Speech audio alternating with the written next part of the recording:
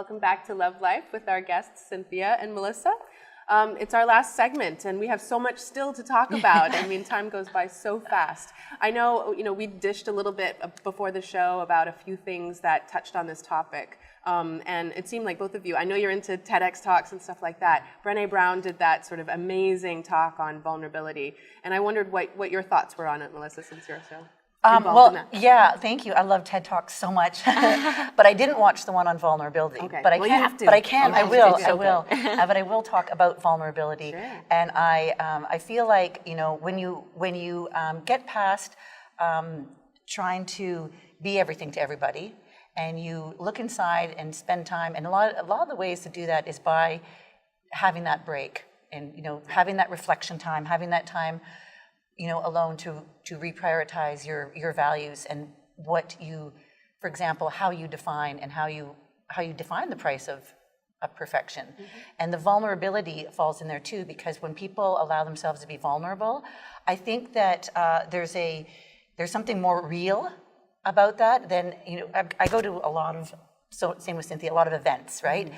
And oftentimes you go to these events and it's like you're almost having the same conversation over and over again with a lot of people. And I get that because not everybody, and then every so often you'll come across somebody who lets it all down and says everything's absolutely awful. Me! That's me! Totally me too. And you're just and then all of a sudden, the room goes slightly, tinted, and you are with that person because they have connected with you in a way that other people haven't connected that in that certain instance. Exactly. So I think that when you show vulnerability and when you express yourself with pure and positive intent and everything else with your fellow peeps or anybody, then there's that automatic connection that's what's perfect. Yes, and that's what makes it the best night of the day. That's what's perfect. And so when you talk about the price of perfection, I actually don't think it has a value. I think that the value you put on it is what you decide it is. Right. And it can be zero.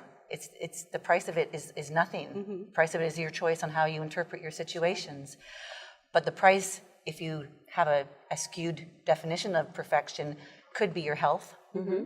Right?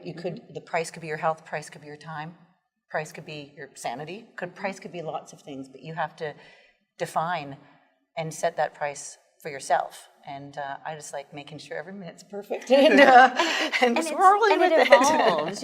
Your comment just now, just saying you've got to put value on it. It could be your health, it could be this. For a long time, I ran long distance, and everyone knew me as a runner. And then I got injured, and I still was a runner. And then I started doubting that because I wasn't running and I was in pain and I was forcing myself through that.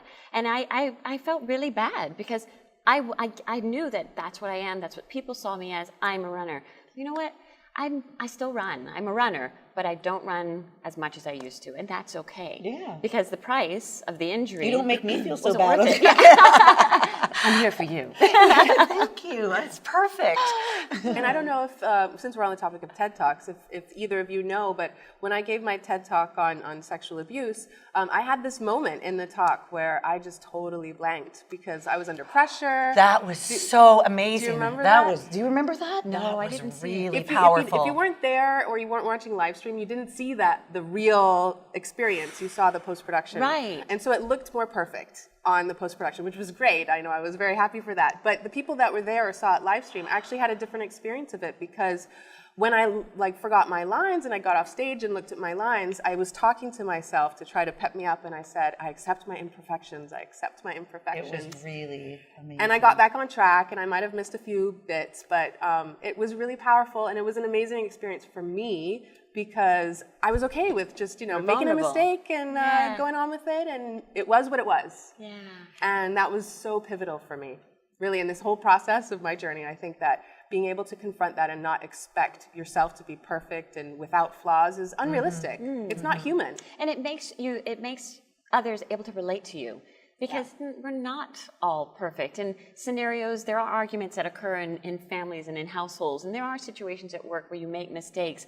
No one is perfect. And I was having a conversation with another good friend the other day, and I said, you know what, I'm kind of struggling through something, so I'm going to lean into a little bit of crazy to trying to find my next journey. And I said, you know, I look at all these people, and sometimes it's hard to be around them because everything for them is going so great. And she looked at me and she goes, remember, and I was like, oh, you're so right. That realization that everything isn't always going perfectly.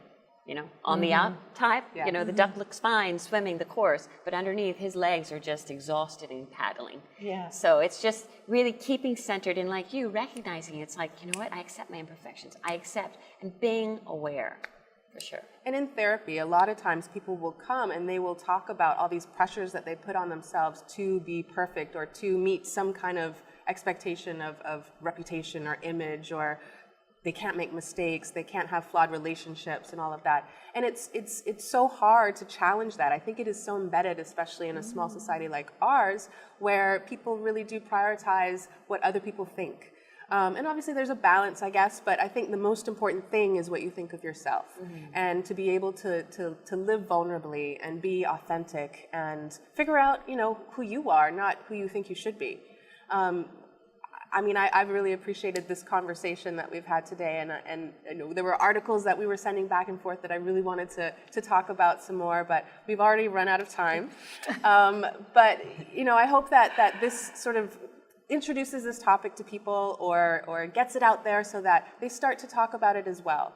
And you know, having this opportunity, this open discussion with you, I think is exactly what we need to do more with our girlfriends and just random people on the street. Everybody, Totally because the quote that you had, or the intro that you had about Alicia, Yes. that is very, very, like, that's amazing. And there is a lot of that kind of going around, but I think one-on-one, we need to take those feelings that we see and kind of apply them. Yes, so true. Well, thank you very much, ladies. you. So today we talked about the price of perfection, and basically that's unhappiness. It's about living inauthentically, about trying to present yourself to the world the way you think other people expect you to be. And that can really break down your emotions, your standards of living, and it's really important to challenge that and to embrace, you know, being yourself, unconditionally loving yourself and other people. So I hope that you've enjoyed today's show. Follow us next time on Love Life with Dr. Babe.